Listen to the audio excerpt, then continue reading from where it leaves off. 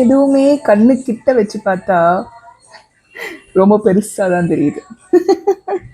கொஞ்சம் தூரமாக வச்சு பார்த்தோன்னு வச்சுக்கோங்க, எல்லாமே இப்படி தான் தெரியும். ரொம்ப ரொம்ப ரொம்ப குட்டியாக தெரியும். ரொம்ப பறந்து விரிந்த ஒரு பெரிய பூலோகம் நம்மளுது. அதில் இந்த பிரச்சனைகள் வந்து எனக்கு தெரிஞ்சு அந்த பூலோகம்லாம் அப்படி தட்டி விட்டுரும். டாய் உனக்கு நான் என்னென்னலாம் பண்ணி கொடுத்துருக்கேன், ஏன்டா இந்த பிரச்சனையில போய் சொல்லல்ற அப்படின்னு சொல்லிட்டு. ஆனால் மனுஷங்க ஏற்படுத்துகிற பிரச்சனைகளுக்கு அளவே கிடையாது.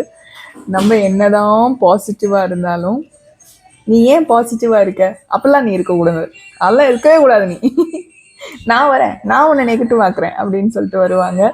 அதுக்கெல்லாம் உடனே வந்து மனசில் ரொம்ப ஏற்றுக்காதீங்க. Because I have really beautiful friends. எப்போவுமே அவங்க சொல்லுவாங்க, மனசில் எதுவும் எடுத்துக்காத, அது ரொம்ப உனக்கு நொடிஞ்சு போயிடும் அப்படின்னு சொல்லுவாங்க. அதுதான் நான் உங்களுக்கும் சொல்ல வரேன். ரொம்ப போட்டு அவங்க மனசு குழப்பிக்காதீங்க. எண்ணங்களை குழப்பிக்கிட்டிங்கன்னா அதுக்கப்புறம் எல்லாமே வந்து பெருசாக தெரியும். இப்படி அப்படி. ஸோ எல்லாமே ஈஸியாக எடுத்துக்கோங்க. நம்மளுக்கு நிறைய நல்ல விஷயங்கள் தான் நடக்கும்.